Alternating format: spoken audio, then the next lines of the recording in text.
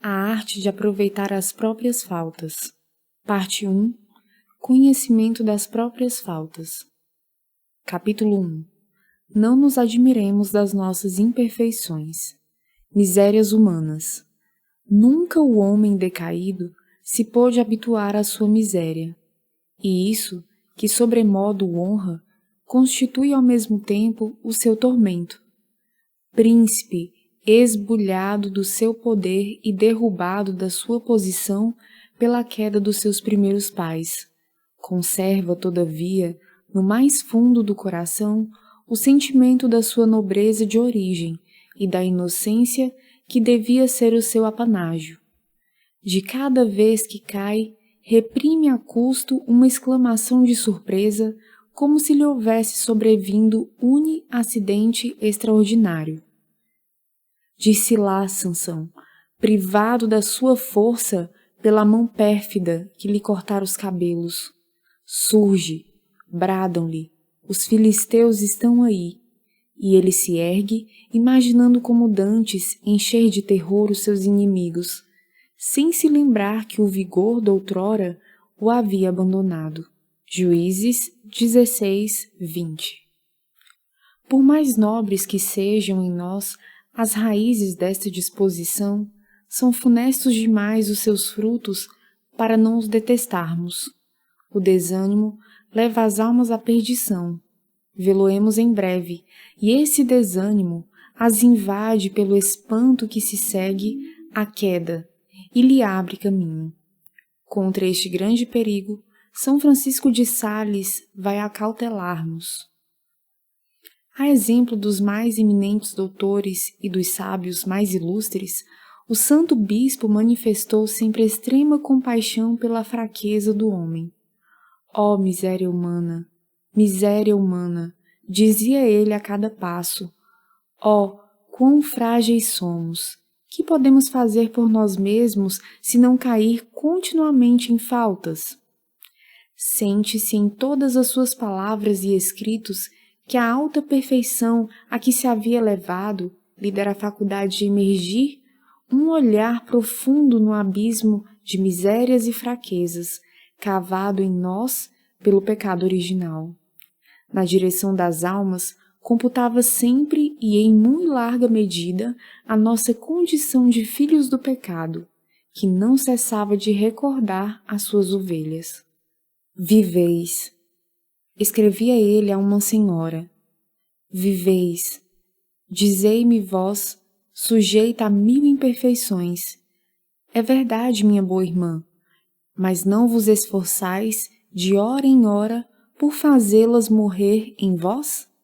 Certíssimo é que, enquanto andamos neste mundo, envolvidos neste corpo tão pesado e corruptível, sempre em nós alguma coisa, não sei o que, nos falta. Queixai-vos, dizia ele algures, de em vossa vida terdes muitas imperfeições e defeitos, a despeito do vosso desejo da perfeição e da pureza do amor de nosso Deus. Eu vos respondo que não podemos abandonar de todo a nós mesmos enquanto cá vivemos.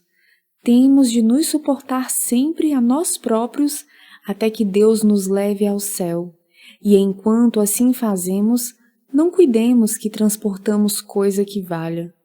Em regra geral, ninguém será tão santo nesta vida que não esteja sujeito a não cometer alguma imperfeição. Nossa fragilidade. Sem um privilégio especial, impossível nos é evitar todos os pecados veniais. Com efeito, ensina-nos a fé que, ao menos em germe, fique em nós até a morte as más inclinações, e que ninguém pode, sem privilégio especial, tal como a Igreja o reconhece na Virgem Maria, evitar todos os pecados veniais, pelo menos os que não são deliberados. Esquecemos muitas vezes, na prática, esta dupla tese. Vejamo-la desenvolvida pelo nosso santo na sua linguagem simples e inimitável. Não pensemos em viver neste mundo sem imperfeições. Quer sejamos superiores, quer subordinados, somos sempre homens, e por conseguinte, todos temos de aceitar como certíssima esta verdade, para não nos admirarmos das nossas imperfeições. Mandou-nos nosso Senhor que disséssemos todos os dias estas palavras, que são do Pai Nosso. Perdoai-nos as nossas dívidas, assim como nós perdoamos aos nossos devedores. Não há exceção alguma neste mandamento, porque todos temos necessidade de o cumprir. O amor próprio poderá estar em nós mortificado. Morto, porém, nunca estará. De tempos em tempos, em ocasiões diferentes, há de lançar renovos, mostrando que se foi cortado pelo pé, não lhe foram arrancadas as raízes. Por forma alguma, não nos devemos admirar por não sentir o amor próprio dar sinais de vida. Dorme às vezes, como uma raposa, depois de um salto, se atira sobre as galinhas. É, pois, mister velarmos constantemente sobre ele e defendermos-nos com paciência e mansidão.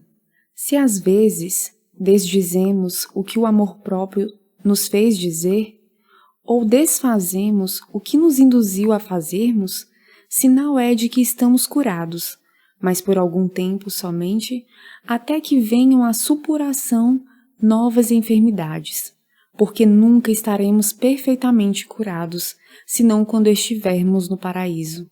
E nesta vida, por muito boa que seja a nossa vontade, não há remédio senão a paciência de sermos homens e não anjos, e nos resolvermos a viver, no dizer de um ilustre asceta, como uns incuráveis de espírito.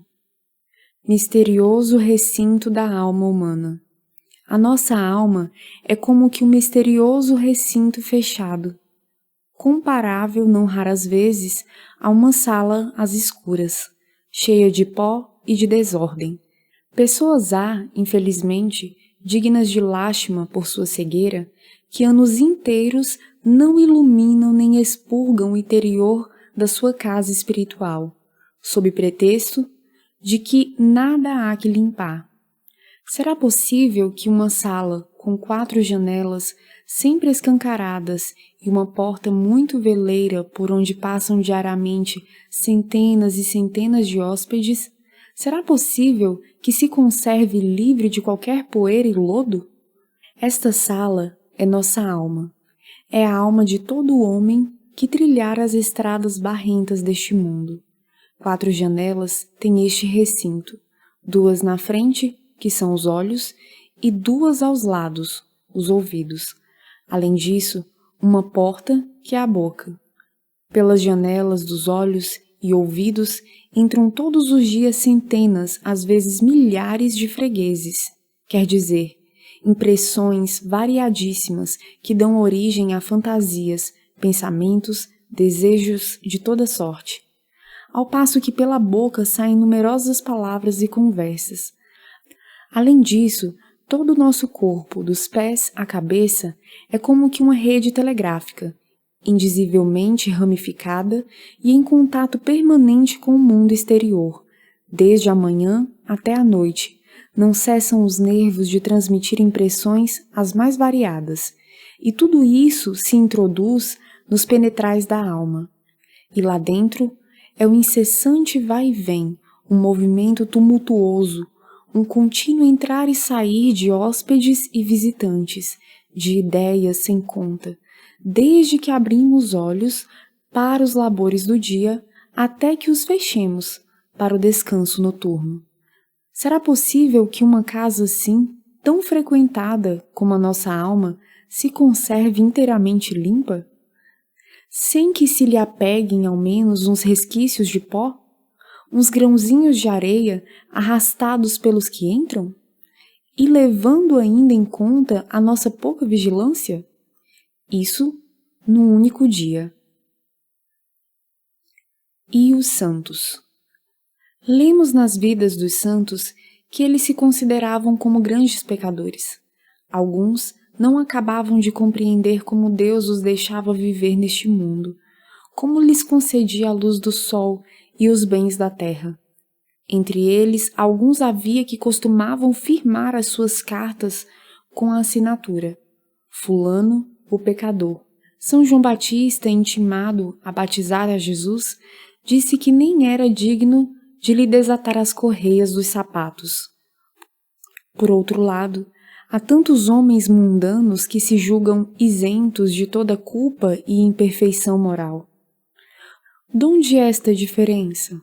Será que os santos eram de fato tão grandes pecadores e que certas outras pessoas se dizem prodígios de virtude e santidade?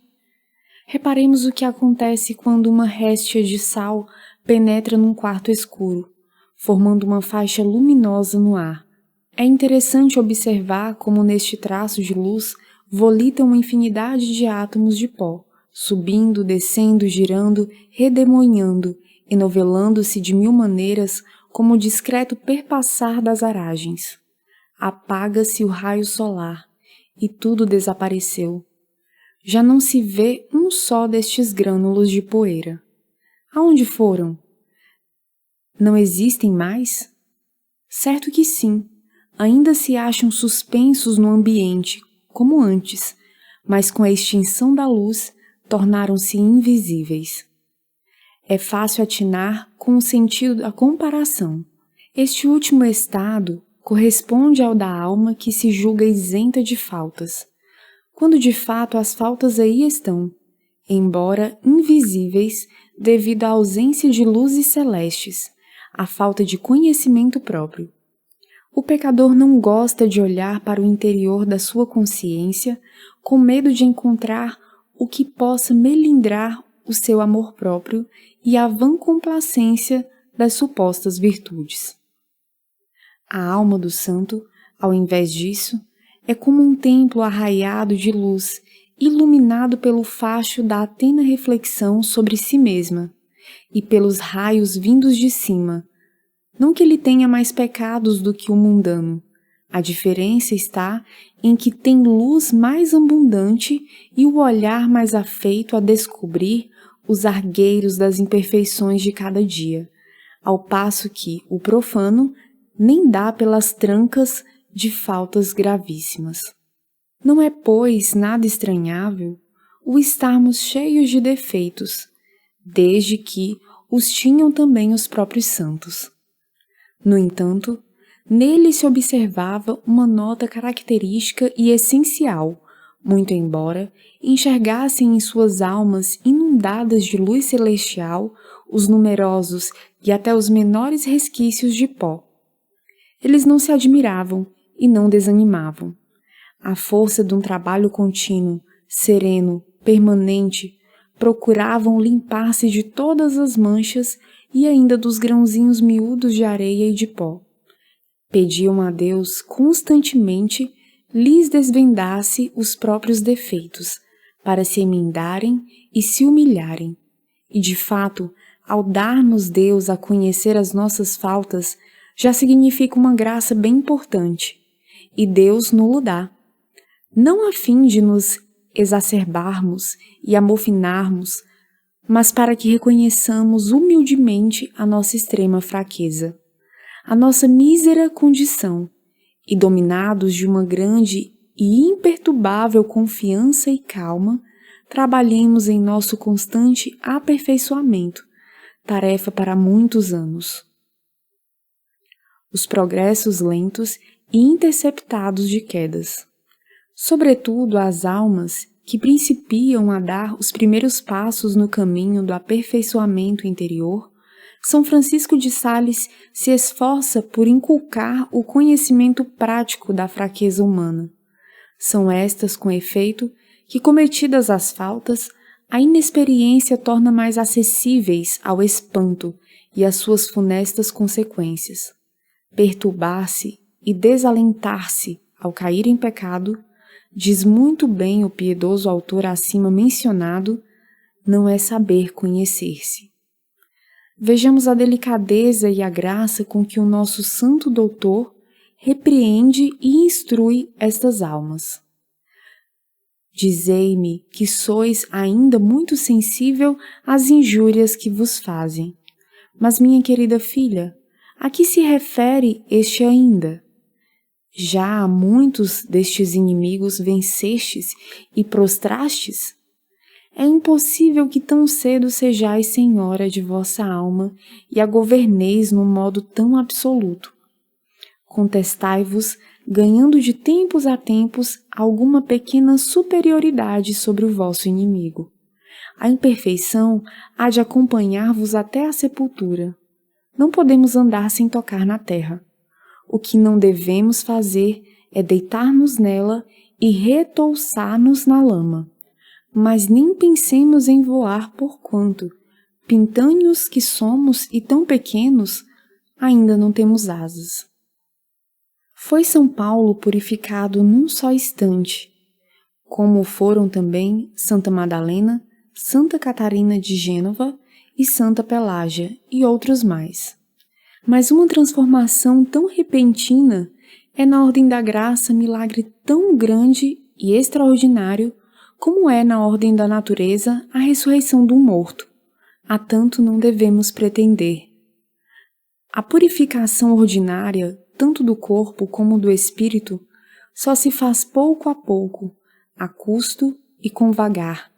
A alma que do pecado remonta à vida devota se assemelha à alva do dia que ao despontar não expulsa as trevas de um jato, mas aos poucos, gradativamente. Diz o aforismo que a cura, feita devagar, sempre é mais segura. As doenças do coração, tanto como as do corpo, vêm a galope e em corrida de postilhão, mas vão-se a pé e a passo lento. É, pois, preciso ter paciência e não pensar em curar num só dia tantos hábitos maus, que contraímos pelo pouco cuidado com a nossa saúde espiritual. E o bom santo concluía sempre que, se a nossa fraqueza natural nos faz incorrer em muitas faltas, de modo algum nos elevemos a admirar disso. De mais a mais, São Francisco de Sales não concedia a ninguém, por mais adiantado que estivesse nas virtudes, o direito de se admirar de haver caído em pecado, dirigindo às mais fervorosas religiosas estes avisos. Há duas coisas é necessário que estejamos resolvidos. Uma, haver crescer ervas daninhas em nosso jardim. Outra, ter coragem de deixar arrancá-las e de nós mesmos as arrancarmos, porque o nosso amor próprio não há de morrer enquanto vivemos, e é ele o autor dessas importunas vegetações. Revejo as lágrimas de minha pobre irmã, e parece-me que a origem de todas as nossas mágoas está em nos esquecermos daquela máxima dos santos, segundo a qual todos os dias devemos julgar que principiamos a nossa aprendizagem na perfeição. Se pensássemos bem nisto, não nos sentiríamos admirados de descobrir misérias em nós, nem de ter de recear algum defeito.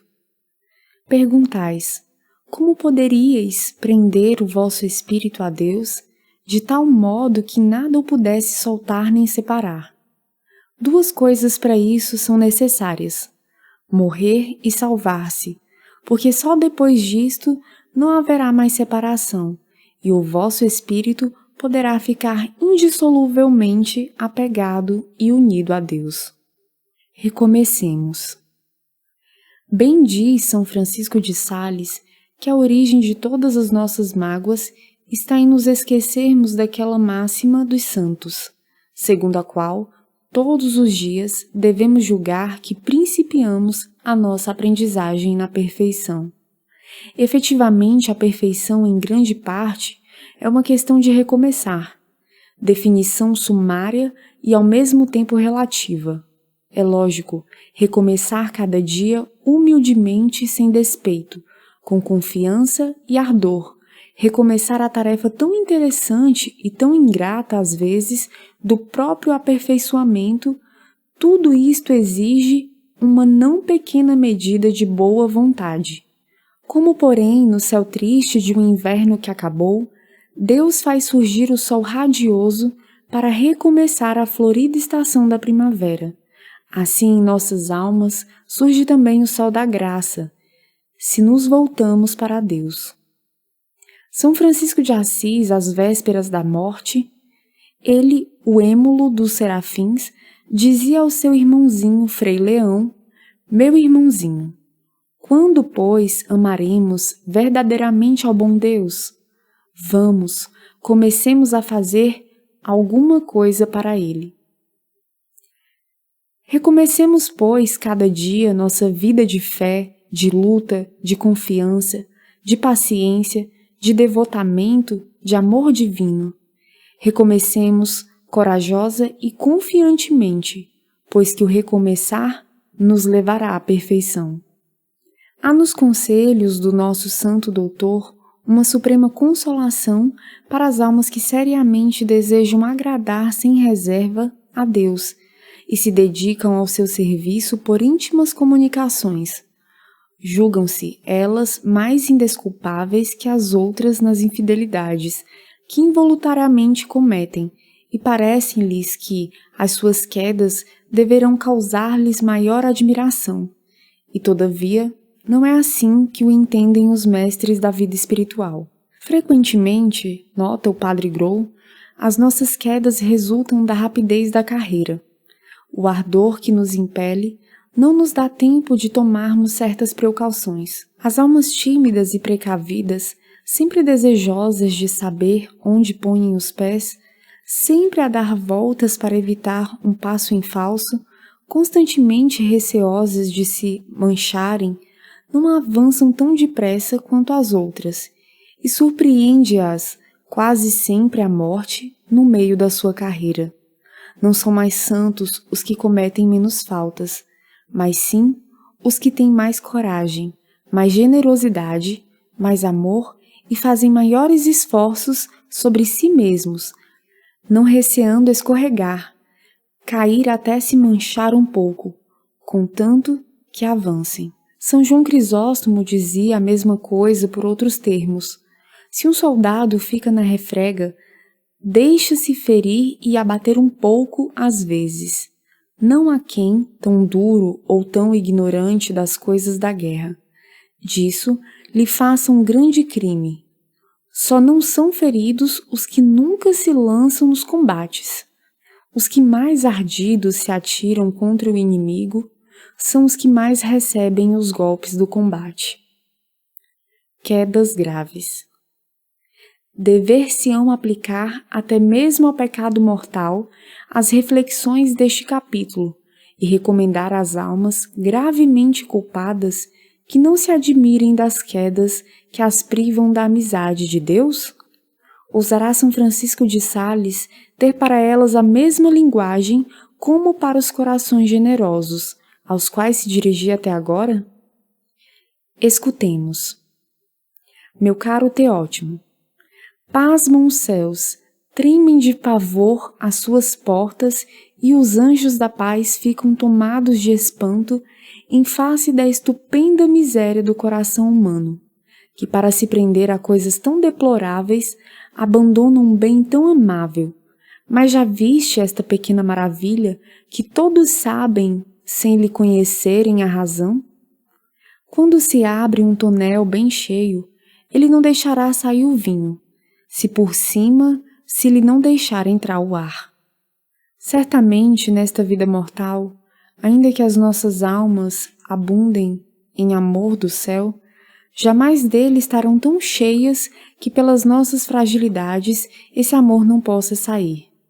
Lá em cima, porém no céu, quando as suavidades da beleza de Deus ocuparem todo o nosso entendimento e as delícias da sua bondade saciarem toda a nossa vontade, sem nada haver que a plenitude do seu amor não preencha, objeto nenhum, ainda que ele penetre até os nossos corações, poderá jamais tirar, nem fazer sair uma só gota do precioso licor do seu amor celeste. E não será jamais possível pensar em deixar entrar o vento por cima, quer dizer, iludir ou surpreender o entendimento, porque ficará imóvel na apreensão da verdade soberana. Fiquemos bem avisados, uma queda em pecado, grave que seja, não poderia provocar espanto senão no céu, onde não pode haver quedas. Cá na terra, não há motivo para disto alguém se admirar mais do que vendo um líquido sair num vaso aberto. Tornar a levantar-se imediatamente. Oh, como seríamos indulgentes para com os nossos irmãos, digamo-lo de passagem, se bem meditássemos estes pensamentos.